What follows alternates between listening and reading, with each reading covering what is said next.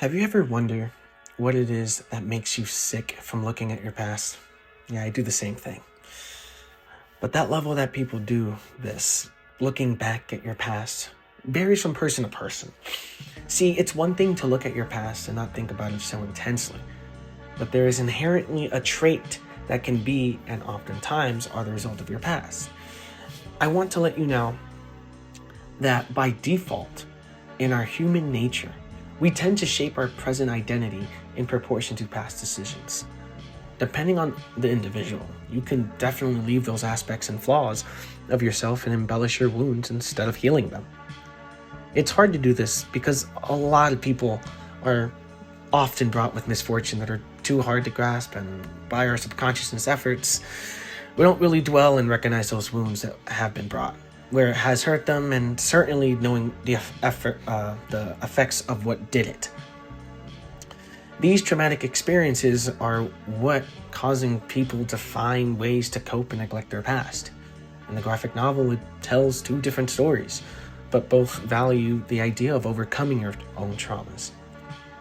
It's dealt through expressing their meanings and making necessary changes to adapt within their situations that creates their present habits we know them for.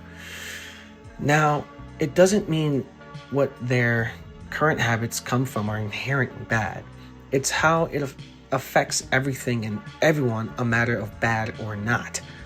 For starters, the characters from the graphic novels I will hone in to is Vladik from Mouse and Margie from Persepolis. Without further ado, let's get right into this. In terms of what this book covers, let's unravel what the visual intent of creating anthropomorphic animals is. The author's intent was to clearly showcase the dynamic power between who's the predator and who's the prey. The cats are the Nazis and the Jews are the mice. Alongside these depictions the author made, he also goes to deliberately create minimal expressions between moments when needed. Expressions through the lack of facial emotions shown for characters that are surrounded through Vladik's life in the Holocaust makes it so we can see how the relationship between his fellow friends and family are impacted. We get drawn to those visual cross-hatchings and deep blacks from their faces. All of the buildup from the Holocaust has, over time, made Vladik feel old, as if he hasn't evolved from. He suffered. It's pretty evident from that, at least. Time and time again, we will start to see how his decision makings affect those around him throughout these given examples. Let's deep dive into starting how he, as a person, from the very first impressions we received from him, starting with the first chapter. Vladik Spiegelman is the father of the author of this book, Artie Spiegelman. The way we presented into who he is in the very start of this conversations between young Artie and early fatherhood of Vladik, we get a clear shot of the kind of person we are getting into. We first get to see how he takes the roles of being a father for Artie, and it's not really all that loving, to be honest.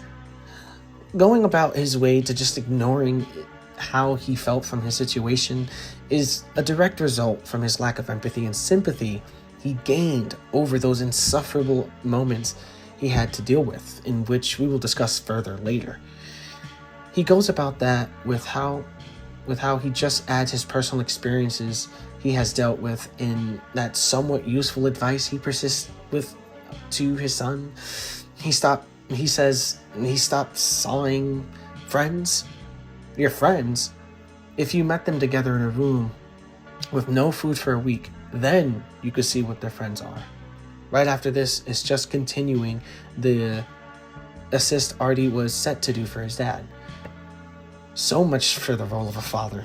We get to develop a first impression with that, and that sets in motion for what's to come from the other moments that express the neglect he has faced to his own identity. Realizing how his behaviors are still in the past that follows his present relationship with people around him. From what we already examined from that interaction we analyzed, let's move into his moments in the Holocaust. There's many that express the versatility that Vladik has, a man who did anything in his means to fulfill the duty of living. He moves with calculated decisions, The given moments that gives us a level of understanding on the psychological and physical stresses that follow with him is what made him be very rational with his food. This moment starts off with Vladek and, along with the rest of the captured Jews, are traveling by foot by the Nazi soldiers to an unknown area. As they were moving along as a pack, the Nazis had given the captured Jews a warning that if they started to tremble while walking forward, they would be shot on the spot. Then they were brought to the train. This is where things started to shift to what I said earlier. The remaining Jews all fit in the train. They were locked in there, captive for days on end. They didn't have any form of time to tell what was going on.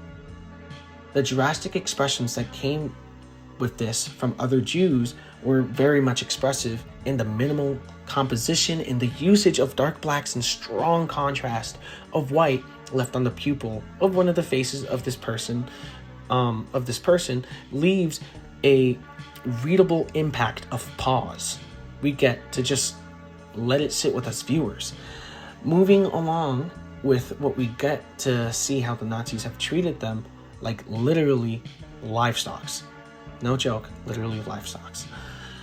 Then they have the train stopping and moving and letting them out to eat from the Red Cross. They ate very little, but took what they could in order to survive. The position of Vladek eating what he could get into the right of the page in the middle panel sits with yet another pause, drawing with the same hatch crossing and drastic light source that sits heavy with how it mentally and physically affected for his later years in the future. Right after that, we move right along to see how we see Vladek tries to rationalize with the owner of the supermarket to return his already used box of cereal, which is crazy to even ration about. This translated over from that moment in trains and getting food into. I will be selective and eat what I will eat. He will get his way no matter what. When we know this because it later reconfirms what we feel from Artie and Julia looking out from their perspective.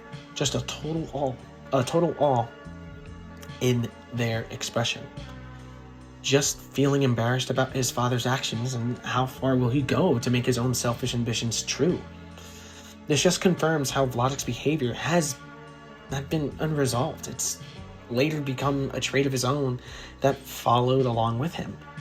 From there, we can move on to another moment that establishes how he does address his past and see how he hasn't moved on with that aspect of his life. Vladek overglosses his details of death like it's nothing due to what we've just heard in those experiences. For what we will uncover for those moments, we need to know that Vladek's health is declining, which makes sense from all the physical traumas his body has gone through. Artie goes to visit his dad to help him unpack and from being hospitalized in Florida to New York. As shown in this panel, we get to see how Vladek struggles to do basic things. As they talk, Artie invites them to talk more about his transitions from the end of the war. As Artie talks about how sunny and beautiful it is, he then proceeds to mention how he sees a tiny plane and transition it in their dialogue about his past. He mentions how he had a conversation with those along the plane, and he was okay if the plane had crashed. He was fine with that because he was at least out of Poland doing so. The casual bringing of death being an afterthought isn't a surprise, basing off of how earlier we saw what he had dealt with to survive. So in his old age and suffering decline of health, he mentions death like it was normal.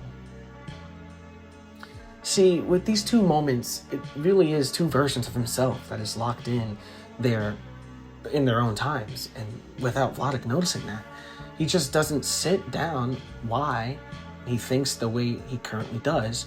He's aware of what he thought of, but doesn't address it in a matter of noticing how the past has directly affected the small habits he does as a result from the Holocaust. It's inherently because he continues to refer to those moments in his life as a version of himself he doesn't have anymore. When in reality, those similar habits have manifested into other things he has become. A person who doesn't leave scraps or make anything feel a waste of money. Living with acute selfish behaviors that make Artie, Mala, and everyone else around him in a miserable mood as well. The relationship between himself of death being much closer to him than how death treated him in his events in the Holocaust is different. He's treated death as a form of losing ties with the stories he came so far during the war, versus now he could die in the comfort of the hospital. It's also with the matter of time of recognition and changing with the time he has left in the world with his relationships to those that matter to him. By doing so, he will have confronted his current war with the past and present self-identities he has, realizing one and the other can't just simply be disregarded, because they are derived from the same person. It's a matter of merging their identities and noting that we can shape the present and let them become a past that is their own to be happy with. Now moving on to Persepolis. Margie. Imagine growing up as a child with both French and Iranian culture, living well off during political heights and struggles. Yeah, that's the life of Margie's childhood. Growing around a time where the heights of politics has dictated how Margie and her parents had to maneuver, which puts a toll on Margie's development.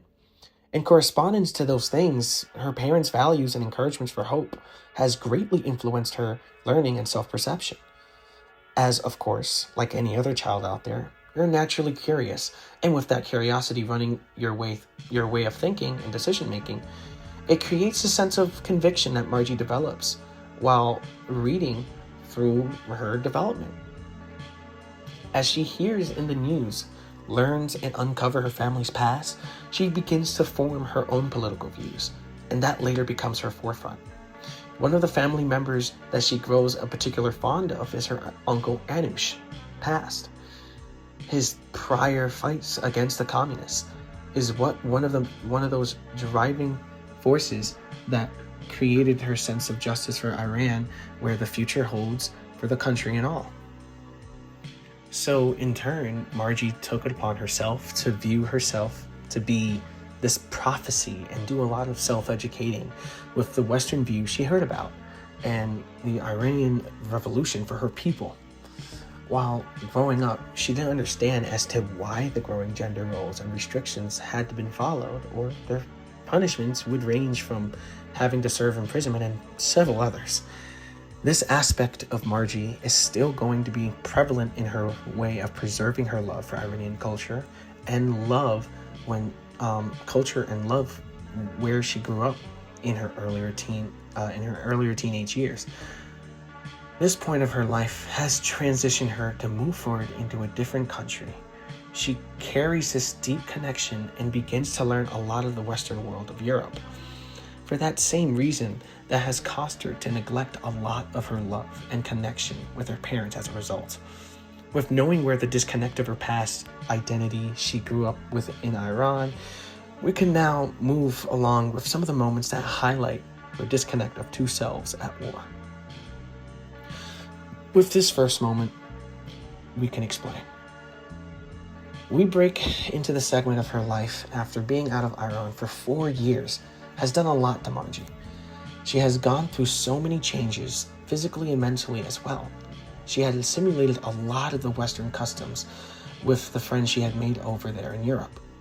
Although her time in Europe was transformative in more inferior ways, we experienced that through the multiple instances she has gone through to see what is a cultural shock for her. It is a lot for her to adjust, and begins to be the same for when she comes back again at 19 years of age.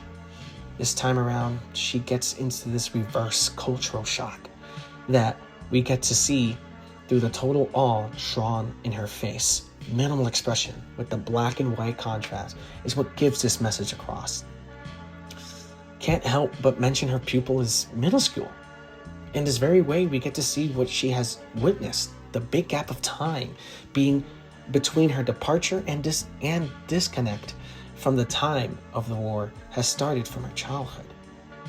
She went from being a self-right rebel who will progress to all of a sudden, when it came to seeing what she noticed, those times of not being there, she couldn't bear that loss. Mind you, this present Margie is the same one who thought it would be an honor to die as a martyr. With expressing all of this, the page expresses her inner thoughts and seeks therapy as a result of it. A phrase that is particularly striking to talk about is how she told us that she has been wearing a mask, wondering if anything will change magically by arriving in her homeland. This ties back to what we were talking about, which is the idea that Vladek shares as well, wondering if their old ways would be canceled from the effects of just either ignoring their feelings entirely or creating a mask that will take the wounds and not figure out what has affected them. And for the second moment for Margie, speaking back from the previous moment that explores more so on how Margie fights the internal struggle of acceptance, what she has gone through, she realizes that neither her childhood self and the life she was living during Europe was all that great. She notices this with great detail, that neither her past or present are at fault. With the realization of that information, we can now move on to a different moment of what expresses her thoughts on what it was like trying to assimilate. We get to see a beautiful panel that showcases this visually. It draws us well into the idea of distancing herself from her family. From the figurative sense, she has also driven her away from her core values that she got from her parents, in which she has done so many things that her parents had, if her parents had learned what she had done, she would know they wouldn't forgive her at all, at the slightest. The amount of time she had lied over and over had driven herself into insanity, and with no sense of belonging in her time in Europe. Margie explains everything she has to say for what keeps her in control of her identity. She feels at peace when she hears her parents, clearly from the way she has this reminiscing look on her face in this page. It is clearly depicted from the slight raise of her smile shown in this panel. But what gets followed up is her parents telling her the vision she once had.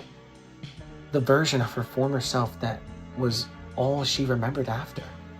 The expression on the parents' face is filled with joy and excitement from their point of view. The narration is left at the bottom explaining, if only they knew.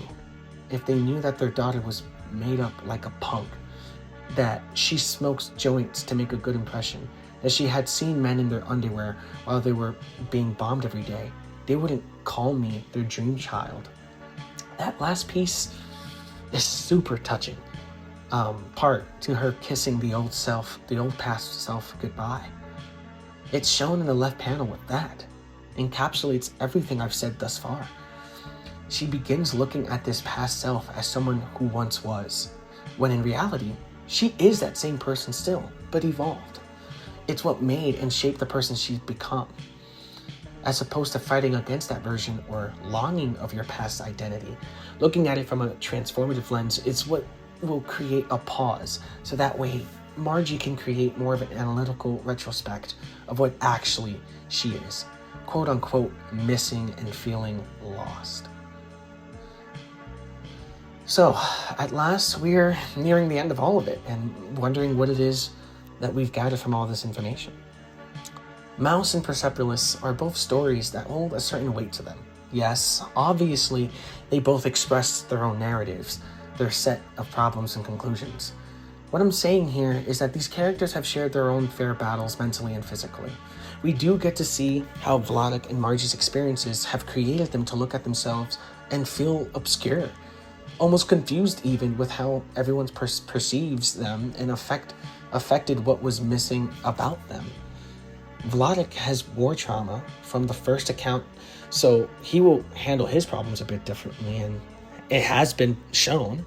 Margie has dealt with her account of loss and neglect from being outside of the war she wasn't present for, causing her to internalize her past identity to be a sense of shame for her present self.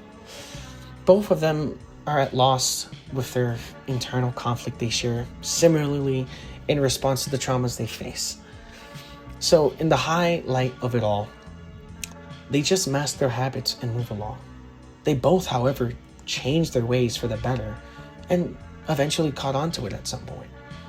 Vladik, however, due to his old age, saw time as his enemy, as he went out of his way to change the miserable relationships he had with people surrounding him. For Margie, she saw herself becoming a woman who she can be proud of, creating a better relation to her culture and love where she was born.